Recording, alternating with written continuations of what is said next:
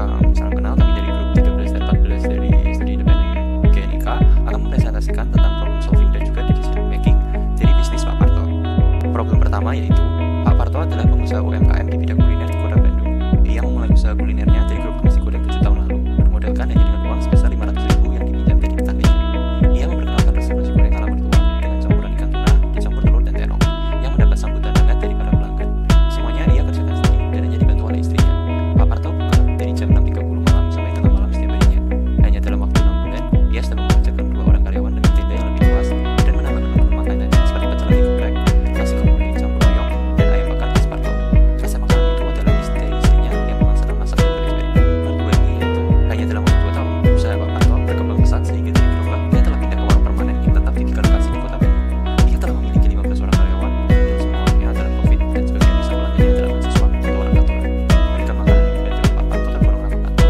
Ia tidak banyak problem itu, margin hanya maksimum 10% dari modal yang dikeluarkan. Pak Parto akhirnya dikenal sebagai pengusaha UMKM yang sukses dan ia akhirnya mengembangkan usahanya menambah 3 lokasi warung lagi, semua di lokasi strategis. Tidak hanya itu, sejak tahun 2015 akhir, ia membuka jalur kuliner online yang mampu mengkonsumsi 40% dari total bisnis kulinernya. Ia senantiasa menjaga suplai bahan baku masakan langsung dari petani di desa atau nelayan dari sumbernya. Ia juga telah menambah promosi melalui Instagram dan Facebook. Pak Parto telah memiliki 75 orang karyawan, yang sebagian besar karyawannya adalah anak muda dan memiliki tingkat turnover karyawan rata-rata 25% per tahun. Ia tetap mengandalkan menu-menu legendanya, yaitu nasi goreng ala mertua, pecel lele geprek, nasi kebuli campur loyong, dan ayam bakar khas Parto. Dan Pak Parto sendiri pun banyak mendapat penghargaan dari Dinas Pariwisata dan Dinas Koperasi sebagai tokoh yang inspiratif. Karena pertumbuhannya sangat pesat, Pak Parto juga menambah suplai bahan baku dari pasar induk dan pengusaha hidroponik, dan berinvestasi di dapurnya dengan kompor-kompor yang mampu memasak dalam jumlah besar secara lebih cepat. Ia juga mulai mentransformasi beberapa warungnya menjadi mix ala warung dan kafe yang menurutnya akan cocok untuk pasar anak muda yang senang nongkrong di kafe. 2020 dan 2021 ini menjadi tahun yang menantang bagi Pak Parto karena profit usahanya terbagi dari 30%. Ia kesulitan membayar sewa lokasi warung dan gaji karyawan. Ia merasa COVID-19 telah membuat kesulitan bagi bisnisnya. Ia juga mulai kehilangan pelanggan setianya lebih dari 25%. Pak Parto bermain nasib dan berandai-andai jika COVID-19 cepat selesai. Ia merasa sebagai pengusaha pastry, ia tidak cukup modal bersaing dengan para pengusaha kakap yang bisa gencar melakukan promosi di berbagai channel dengan biaya yang jauh lebih besar. Pertanyaannya, menganalisis masalah dan apa saran yang bisa diberikan kepada Pak Parto. Berikut merupakan data omset dari Parto Kuliner berdasarkan dari cabang Sulanjana, Pajajaran, Sepeloa, Setrasari, Buah Batu, dan Dago Atas, mulai dari tahun 2018 hingga tahun 2021. Berikutnya dapat diperhatikan terdapat data kompetitor kuliner yang ada di daerah Bandung. Untuk proses pemecahan problemnya terdiri dari 5 langkah. Yang pertama, mengenali dan mendefinisikan problem. Yang kedua, menganalisis problem. Yang ketiga, mengembangkan kemungkinan solusi. Yang keempat, mengevaluasi solusi. Yang kelima, implementasi solusi terpilih. Untuk proses pemecahan masalah dari kelompok kami, yaitu menerapkan beberapa langkah. Pada langkah pertama yang kami terapkan yaitu mengenali dan mendefinisikan masalah tersebut.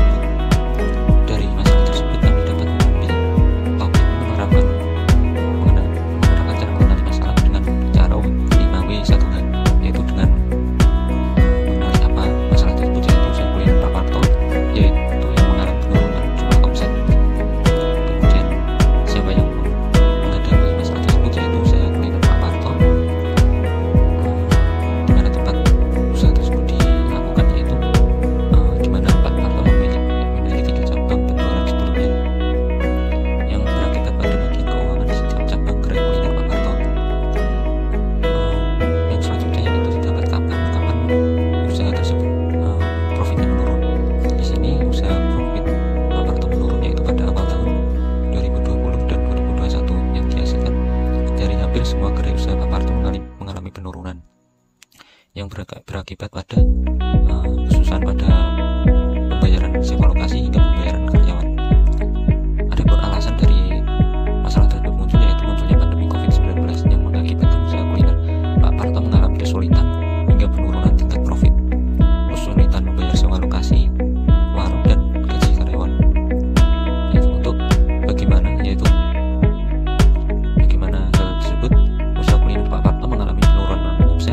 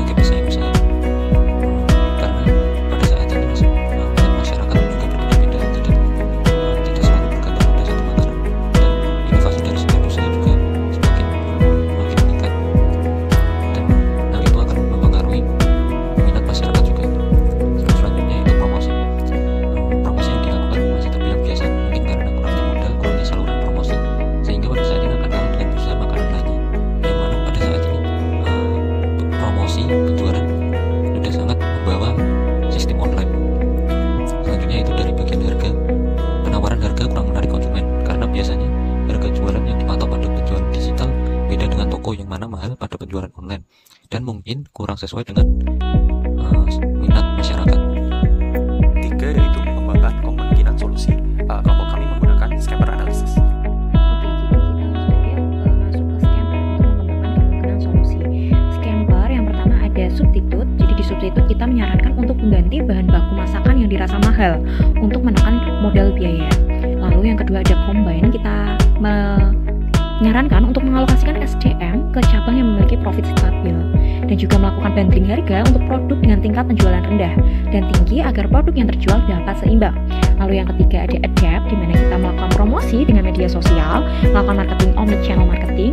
Jadi kita melakukan pemasaran di berbagai saluran, baik itu di media sosial ataupun di media tidak sosial seperti media offline, seperti word of mouth. Kita juga akan menggunakan My Google Business dan branding produk kita. Kita akan memberikan cashback, kita akan memberikan kupon, dan kita juga akan menerapkan isu-isu sosial sehingga kita akan melakukan marketing dengan membudayakan program CSR. Lalu solusi selanjutnya ada modify. Kita melakukan modifikasi usaha dengan memanfaatkan layanan antar online seperti GoFood, GrabFood, dan ShopeeFood. Kita juga akan melakukan inovasi produk dan interior cafe. Lalu yang kelima ada put to others purpose. Kita akan mengubah jenis usaha Pak Karto yang awalnya kuliner menjadi usaha distributor bahan masakan maupun kebutuhan pokok. Lalu ada yang keenam, eliminate. Kita akan menutup beberapa toko dengan tingkat potensial omsetnya itu mengalami penurunan. Juga akan mengurangi jumlah pegawai untuk meminimalkan pembiayaan rutin karyawan. Lalu yang ketujuh ada rearrange. Kita akan membuat shift kerja pegawai dengan disertai penambahan jam operasional pada gerai-gerai yang memang omsetnya ini masih stabil. Oke, untuk angka keempat, kita akan evaluasi solusi. Kita akan menggunakan metode impact and feasibility. Jadi di sini kita menguji kelayakan dari alternatif solusi yang kita berikan dengan menilai kelayakannya, dampaknya, dan juga seberapa banyak biaya yang harus dikeluarkan untuk dapat mengkerucutkan pada satu alternatif pilihan atau solusi yang nantinya bisa diterapkan. Selanjutnya ada impact and feasibility analysis. Pada kode A, solusinya adalah menutup beberapa toko yang tidak potensial dengan merumahkan pegawai atau dengan mengalokasikan SDM ke cabang yang profit, dan bisa juga dengan menambah jumlah jam kerja, lalu pembagian jam kerja karyawan dengan sistem shift. Lalu cara mengatasi masalahnya adalah penurunan profit dan kerugian.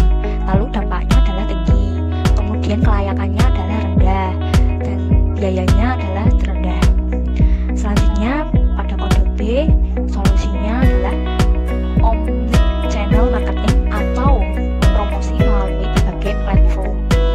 Nah, cara mengatasi masalahnya adalah penurunan jumlah kuantitas penjualan.